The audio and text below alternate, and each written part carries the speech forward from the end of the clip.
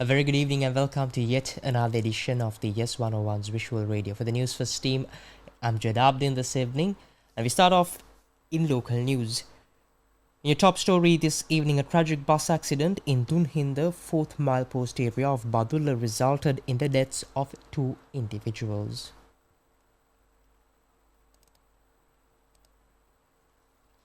According to police spokesperson DIG Nihal Thaldu, 41 people were admitted to Badulla Hospital following the incident. The accident occurred this morning when a bus carrying a group from the Kothalavala Defence University's southern campus in Suryawava overturned. Army spokesperson Major General Rasika Kumara confirmed the details of the accident, noting the involvement of university personnel.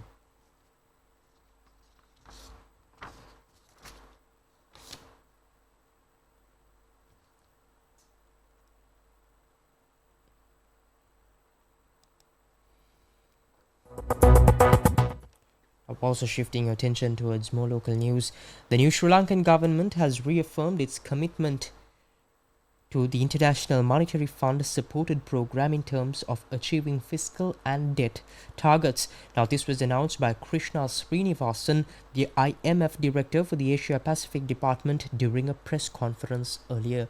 We now move on to an excerpt of the press conference that was held.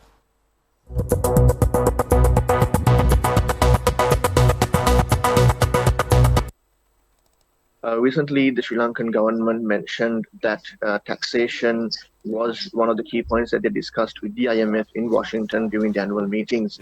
And the government has emphasized that they plan on reducing the tax burden on Sri Lankans.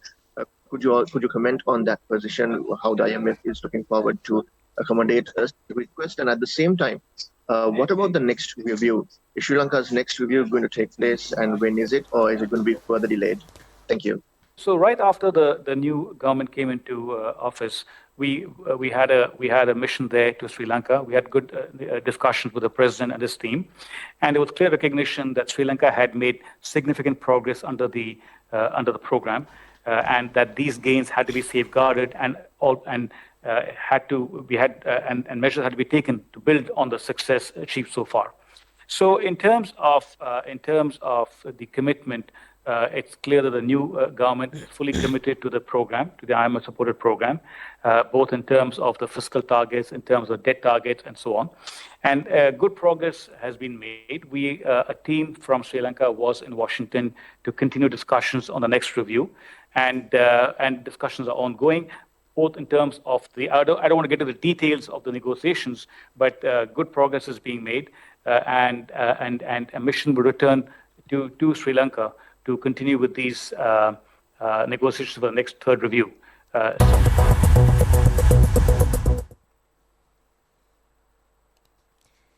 Now shifting your attention towards more local news, Sri Lankan Prime Minister Dr. Harini Amarasuriya has highlighted the daily challenges the government faces due to the arbitrary decisions made by former ministers.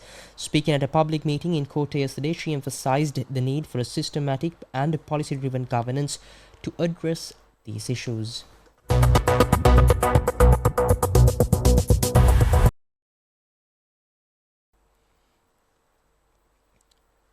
In her address, Prime Minister Amarasuriya stated that every day we are dealing with the distortions and problems caused by the arbitrary decisions of individual ministers. While they agree that public sector salaries need to be increased, there is a proper way to do it within the budget framework, ensuring that these distortions do not lead to further crises. She criticized the lack of coordination and foresight in past governance, where ministers operated their sectors like independent kingdoms without considering the broader impact on society. Amarasuriya noted that the current administration is working towards a systematic change, ensuring that decisions are made cohesively and consistently. The Prime Minister called for the election of policy respecting individuals to positions, emphasizing the importance of integrity in governance.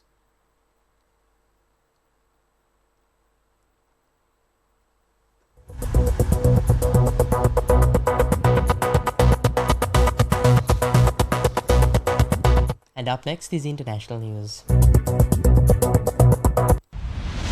International news.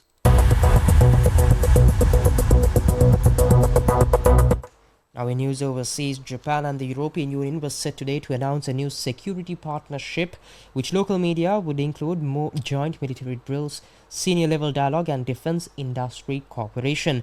Now, EU Foreign Policy Chief Josep Borrell will meet his Japanese counterpart Takeshi Iwaya, who told reporters this week that the pact comes as Japan and the EU face an increasingly challenging security environment.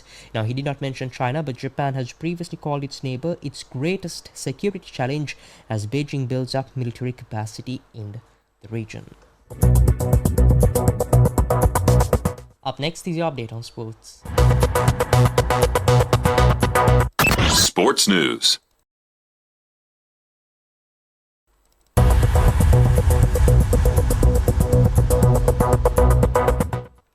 Now, shifting your attention towards sports, New Zealand won their second toss of the series and decided to bat first as they pushed for the first ever whitewash against India in India. Now, New Zealand made two changes, both fitness related, with Mitchell Santner, who bowled for New Zealand to a win with a sore side in Pune, was out with a side strain, making way for leg spinner Ish Sodhi.